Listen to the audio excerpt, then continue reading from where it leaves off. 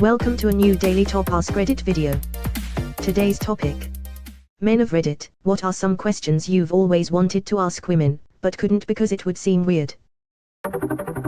This is gonna end up on one of those TikToks with Subway Surfers gameplay. LOL, or a car jumping off ramps in GTA 5. Army aircraft parkour. With periods, is it a gush, a small leak, or more of a drip every so often? All three. And sometimes it's a clot which feels like you're passing a hot slug through your orifice. Periods are fun. Edit, orifice not office XD. To give you a more in-depth answer, it depends on the woman and the period. Contrary to popular belief, a period is not just a period. They can be easy, hard, heavy, painful, absent, light, etc. And most girls have different ones randomly. So you'll bleed usually the same every cycle, but diet, stress, and hormones can alter it. For most girls, the first 2 to 3 days are the heaviest. This means heavy flows, cramping and gushing. This is usually something that happens when you sit up or stand up after a long time in one position, and so the blood has pooled in the cervix or back of the vaginal canal and comes gushing forwards or out. With tampons you tend not to have this issue as much, if at all. The later days it's just a trickle or flow, again same as above but less blood overall. Clots happen throughout the cycle. And they vary in some. Some are small and blob-y. Others are long and huge like a green bean. If they are any larger, you might want to see a doctor, as it usually indicates an issue like a miscarriage or cyst burst or something like that. Think small lemon-sized clots. The last day can linger more than 1 day. That is where you get a drip effect. A spot of old brown blood here or there. Maybe 1-2 days after your cycle stops. This is blood that's gotten trapped and browns, hence old. As for the rest, it varies. Periods are super wonky and mess with everyone differently, and can again vary from cycle to cycle. This cycle for me showed up days late and had zero cramping or anything, but holy hell was I depressed and out of it, not my usual symptoms. Also FTR. PMS is very real. And it's so hard to control. Don't let someone walk all over you for it, but please don't try and make me feel bad because I'm cranky and impatient and easily frustrated a few days of every month. A simple "I see you're struggling and Shark Week is imminent, what can I do?" is everything for me.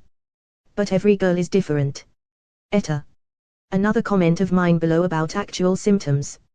I spoke on bleeding, but there is so much more to a period.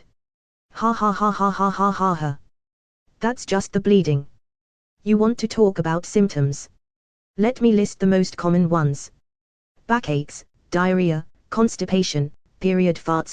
They smell like a dead animal in the sun after 2 weeks. Stomach aches. Cramping, and this can be a cute twitch to full on feeling like the scene from Alien where the baby alien claws its way out of that dude's stomach. Let's move up. Boobies. They swell up and feel like someone took 2 balloons and filled them with wet sand and you're lugging them around. Nipples can often become hypersensitive. I've had periods where I cry putting my bra on. Headaches, some women get migraines, which is a whole other topic. And then the emotions. It's like watching a crazy person. I've cried because the CGI reindeer on Ella was too cute for my brain to process. I've sobbed at dog food commercials. I've gotten irrationally angry and I quote, "I think you need to go for a walk because you're breathing so loudly right now. I want to rip your face off, I'm sorry." 2. If I don't get a piece of Godiva 72% cocoa chocolate right now, someone might die today. Or my personal favorite. I'm so goddamn horny, but I also really want popcorn with a side of pickles. Where is my vibrator? This is just my experience. Every girl will be different or have most likely experienced this as well at some point. Periods fuck with the entire person, not just the organ of involvement. It sucks.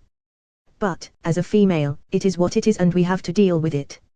Or take meds to stop it and deal with those side effects. And, every woman has different experiences. This is just periods. It doesn't include metalscmus, endometriosis, fibroids, cysts, birth control woes, etc. My life changed so much when I started tracking my PMS along with my period. I put a reminder in my phone about a week before my period is supposed to start, and a second reminder about 3 to 4 days in for what's usually my worst, most emotional day.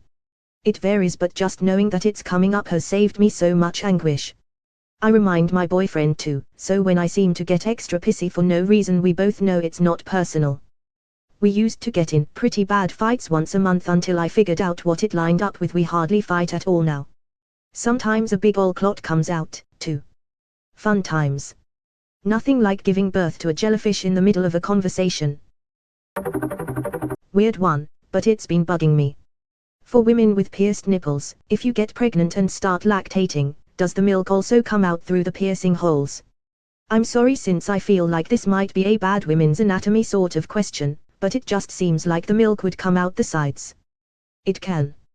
Most women take their piercings out, because choking hazard, and the piercing hole heals up very quickly. FYI, milk comes out of several ducts at the nipple, not just one hole. I'm a woman and I had absolutely no idea that was the case. Till.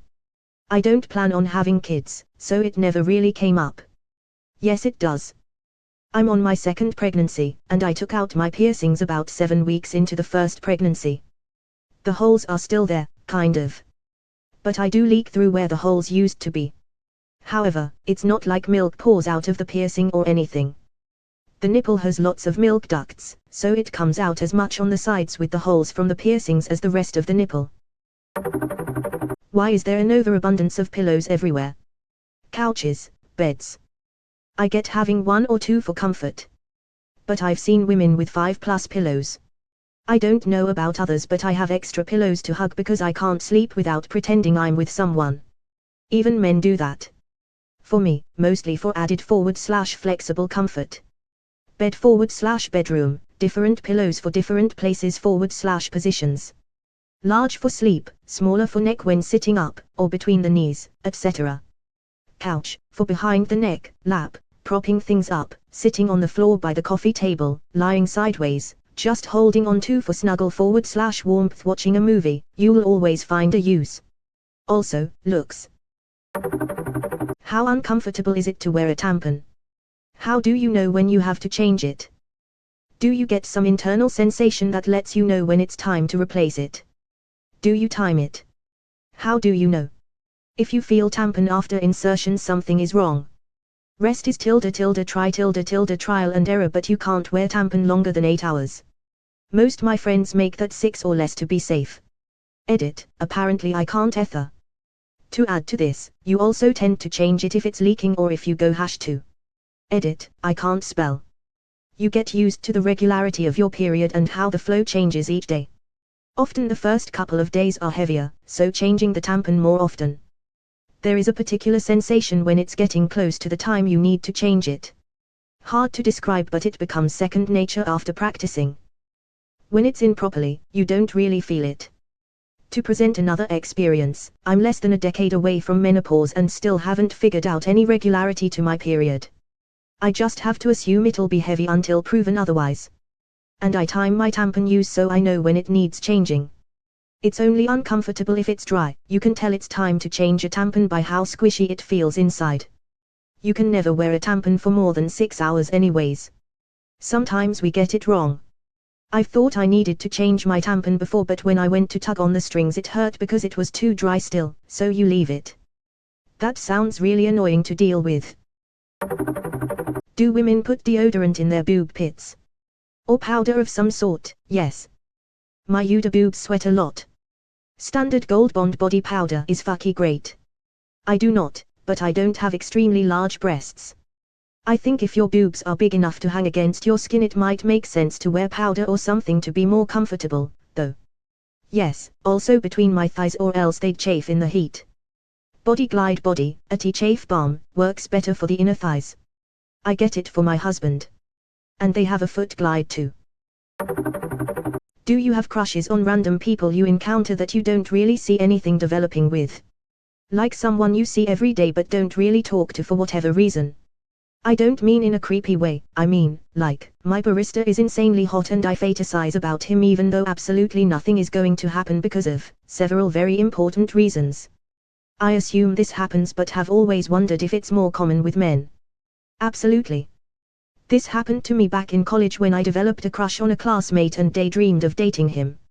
I also have friends who randomly call me about encounters with attractive strangers. There's an older handsome guy in my neighborhood who rides a motorcycle. I do not know him, I know nothing about him. I sometimes find myself saying hi daddy when he rides by, that's not even something I say. One day he had a lady on the back and I thought, who's this bitch? I'm not a jealous person at all. I don't know where this impulse came from. Yes. Also sexual crushes on men I sort of know but would never want to date or actually even sleep with, because of their personality or something, just fun to fantasize.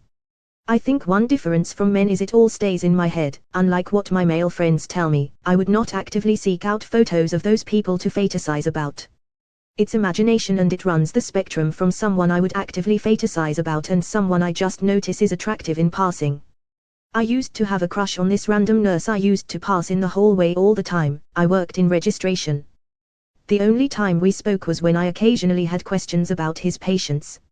Something about him just made me nervous. I would never initiate anything but it was for sure a fantasy.